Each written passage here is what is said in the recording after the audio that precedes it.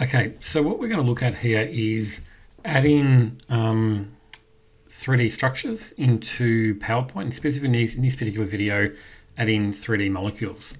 Now, the reason I've started in PowerPoint as a starting point is that when we want to insert 3D models, we've got to look into the Insert tab. So I've gone the Insert tab, or Insert part of ribbon, and then go 3D models, and then go from a file. Now, the issue is that you've got these file names that you can use. So the most common one that I've sort of used is the STL files. Now, the biggest issue when you import an STL file in is that it's going to stay one color. So you won't have the option in stuff like mole view and that, where you've got colors highlighting particular atoms. But that's sort of something you can sort of play with. If you can find other ones that allow for that color option, then that will work well as well.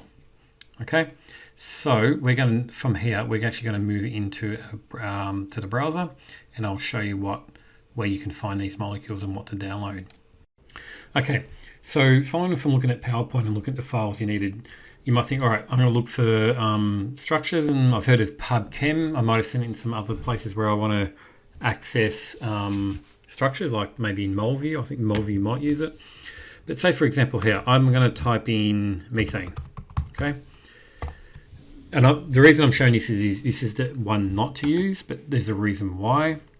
So if I click on this one, it gives me methane. I want to download the files that I want, and unfortunately, methane doesn't have methane, so that's not helpful in this particular case.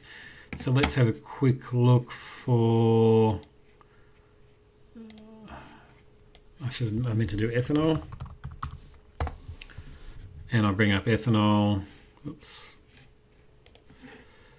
And if you go across to the same spot, download, and you'll see that the 3D structures that we want are not the form that are going to be able to open in PowerPoint.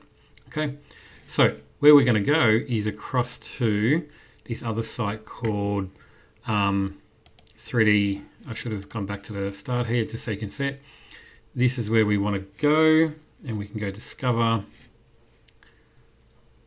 and it's this part here. So this is where we want to go. So you can select whether you want to look at small molecules or proteins and macromolecules. We want to, just for this purposes, want to look at small molecules.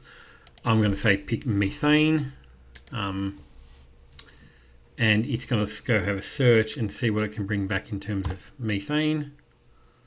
Okay, so I've got a bunch of different options here. So I'm going to click on this one here, and it will give you an option to download it. So I'm just going to download it. And now you can pick your different types. So if I download this zip file, it's going to download all of these for me. And that's what we want in this case, because we want the STL files. Unfortunately, PowerPoint doesn't open the WRL files, and it doesn't open the X3D files as well. So let's download that. Okay, I will open these up because it's all on the zip file. I'll open these up and move them to a folder, and then we'll bring them into PowerPoint. Okay, so we're back into PowerPoint now, and what we've got to do is, as I showed before, we go and click on 3D models.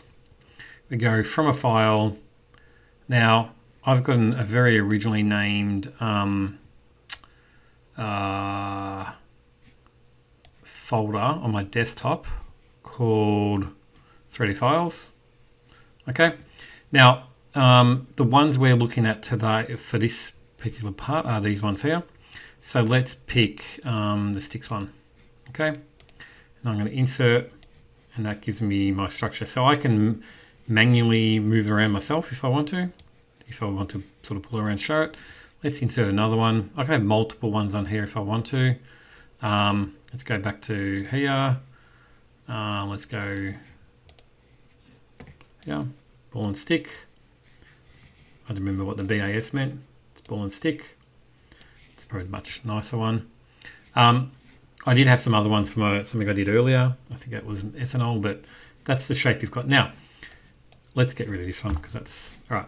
So if you want to have this showing in rotating in maybe in the background as you're doing something, so what you can go up to do is go to animations, and I'll say I want on a turntable.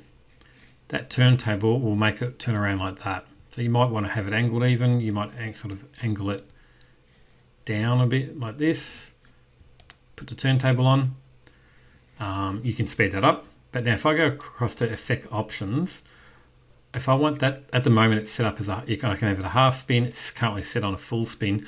I can actually set on continuous. So it will continue going until I tell it otherwise. In this case, I think you can make it go faster if you change the duration. So maybe 10 seconds. And then